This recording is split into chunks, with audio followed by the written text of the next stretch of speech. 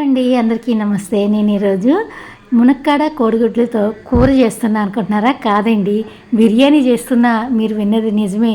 ఈరోజు మునక్కాడ ఎగ్స్తో మనం బిర్యానీ చేసుకుంటున్నాం. ముందుగా ఒక గిన్నెలోని మునక్కాళ్ళు అలాగే ఉడికించిన ఎగ్స్ వేసుకున్న, ఒక కప్పు పెరుగు వేసి అందులో కొద్దిగా సాల్టు, పసుపు, కారం, ధనియాలు, జీలకర్ర పొడి, అలాగే గరం మసాలా పొడి, అల్లం వెల్లుల్లి పేస్ట్ వేసి అన్నిటిని బాగా కలుపుకొని మీరు ఎంత తినగలిగితే అంత స్పైసెస్గా వేసుకోండి.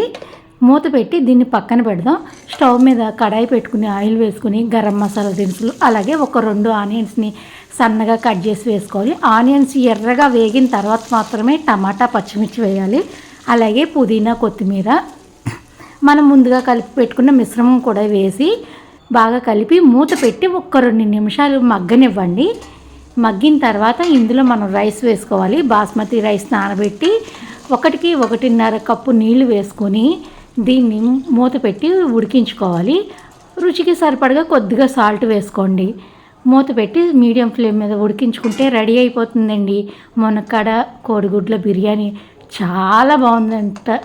నేను తినలేదు కానీ మా వారు చెప్పారు చాలా టేస్టీగా ఉంది. నేను ఫ్రైడే కదా నాన్ వెజ్ తిన్నాని మా వారిని టేస్ట్ చూసి చెప్పమన్నారు. చాలా బాగుందంటండి. తప్పకుండా ట్రై చేయండి. Bye bye.